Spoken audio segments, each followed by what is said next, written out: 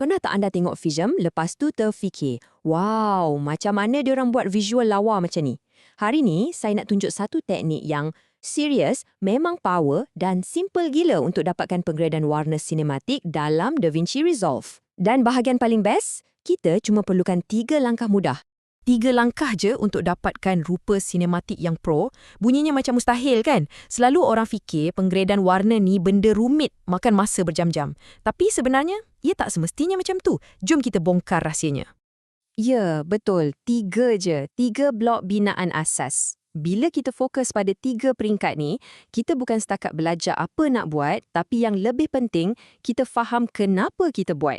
Inilah kunci untuk jadi lebih yakin dan boleh buat grade yang konsisten untuk semua projek anda.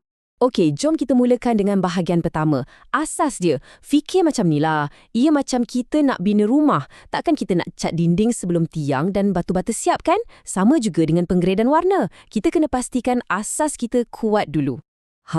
Ini dia pelan tindakan kita. Senang je nak faham. Note A tu ibarat kanvas kita. Kita nak pastikan ia bersih, seimbang, sedia untuk dilukis.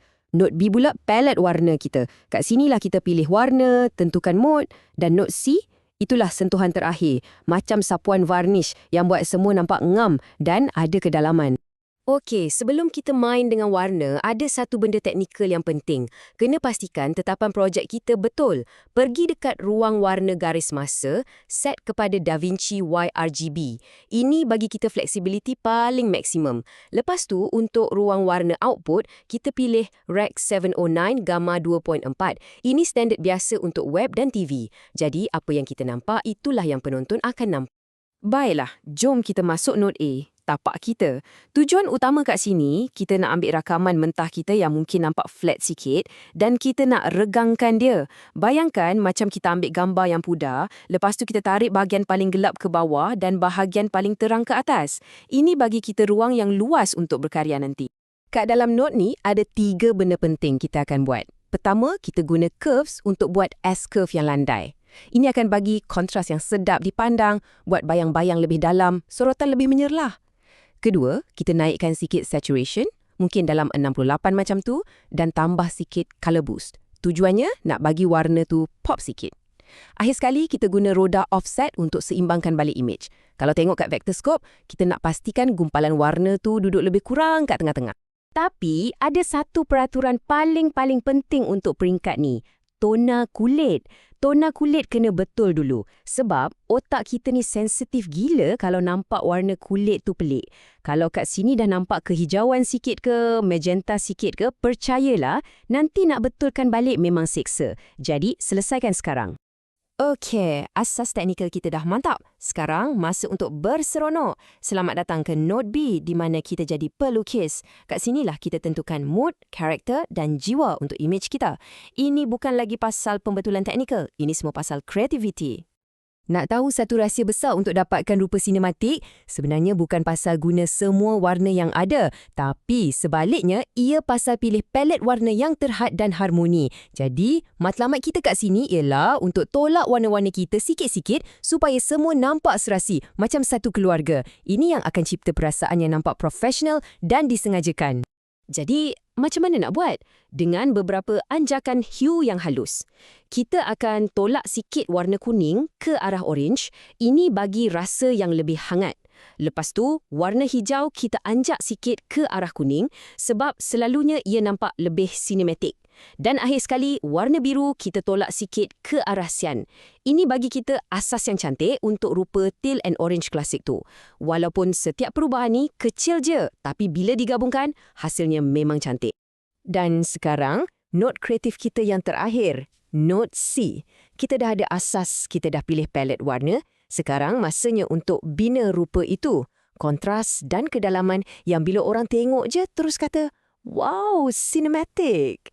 Konsep utama kat sini ialah apa yang kita panggil kontras hangat sejuk. Benda ni ada kat mana-mana dalam filem. Ideanya simple je.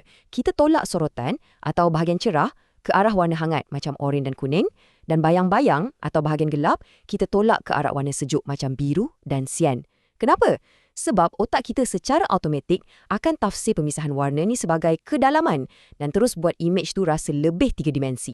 Nak buat ni senang je, guna roda warna utama. Untuk lift dan gamma yang kawal bayang-bayang dan tona tengah, kita tolak sikit ke arah biru untuk sejukkan dia. Lepas tu, untuk gain yang kawal sorotan, kita tolak ke arah bertentangan, menjauhi biru untuk bagi dia rasa hangat.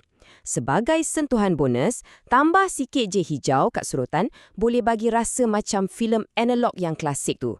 Akhir sekali, naikkan sikit kontras keseluruhan. Kasih punch.